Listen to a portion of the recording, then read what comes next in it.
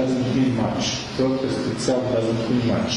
And all they are connected in a way to show you that it should be part of something bigger, it should be combined with many other things, it should be linked with new steps, planned what we want to do after this, after petition, after protest, after human chain, after, I don't know, picketing, after concert, after theater, constantly to be active. Then you are in the offense. Then they are responding to your actions. Otherwise, you are those who are responsive. Whatever we are speaking to you, I spoke with Maldivians, with Egyptians, with the Ukrainians, and they made a revolution. Our symbol was clenched fist. So anyone in a few seconds can do like this. So with your action you can convert people, you can coerce them, and you can destroy them. So this was the guy. His name was Captain Stoyanovich, okay? So he said, when he was asked by the journalist, like, why did you not execute your order? What was his order? His order was by the military minister to fly with the helicopters and throw the bombs and protesters.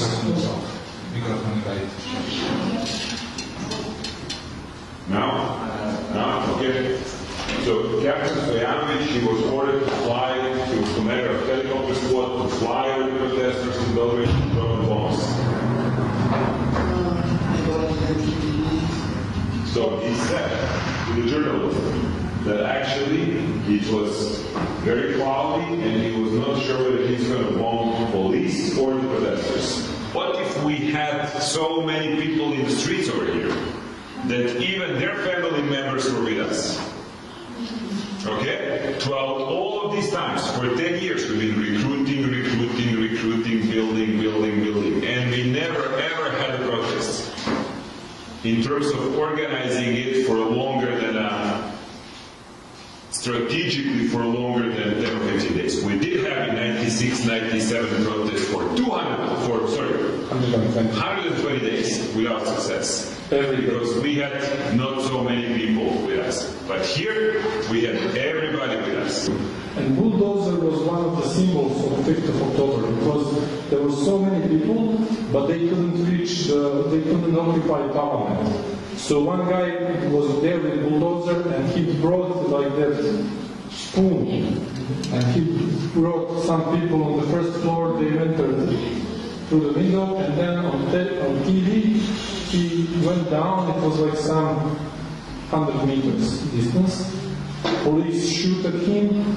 He was, I don't know, 14 times. He had 14 bullets in his cabin. And then he eventually, people couldn't go because police were shooting. He protected them with that spoon and the bulldozer. And he entered there, and therefore then people entered in the TV station as well. They occupied TV station. They stopped broadcasting the TV program, start broadcasting the new program, etc., etc. So bulldozer was like brand of the 5th of October. So we posted like new poster immediately after, which says like there was like huge bulldozer, and it was written, we have 3,000 some hundred registered bulldozers and more than 5 million potential drivers. So be careful what you are doing. Before the Otpor movement, protesters were insulting police officers, policemen on the street, because, I don't know in your country, but in our country we call police dogs. You know, they are like...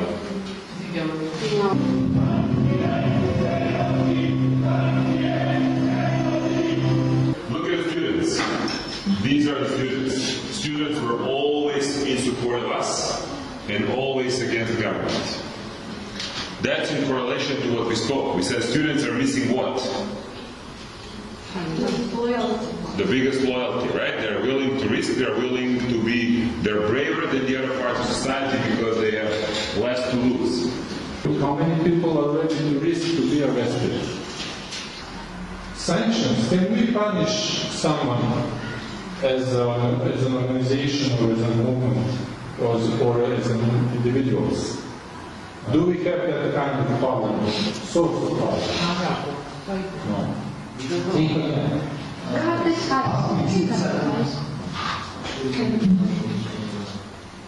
Can we punish someone? Yes, we can.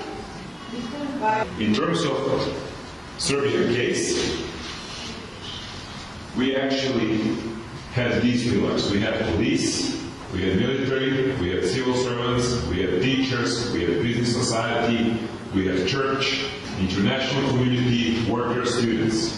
Okay? We talked about intervention, non-cooperation, and we told that certain tactics and certain actions that you are conducting should be linked. Otherwise, by itself, they have some kind of meaning of protest, no matter if it is quiet or loud or visible or invisible, but if it's not within common strategy and leading towards everything you already pre-planned, then that protest actually somehow is even useless.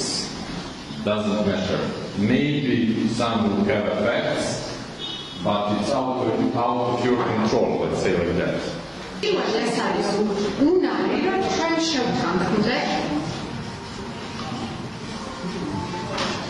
მეორე ეს არის კონსენსუს მივახციოთ.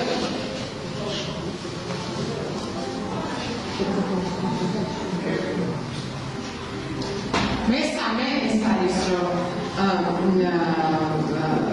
დაიწყოთ და მეოთხე ეს არის ჩამოვშალოთ. Yesterday we spoke about vision and tomorrow, and we spoke about political power. And we recognize the sources of power. And maybe now it's time for something else. Some initiative. Students start some protests to build like a human chain from that faculty to the parliament. When do you organize the protests and rallies as a smart and strategic leader? When? At the very end, where you have a lot of supporters. Okay? So what does it mean? So that's if you want to defeat the pillar of the force. So if you're afraid that someone is going to beat you in the streets, that they're going to arrest you, that's going to keep on happening until you have the majority on your side.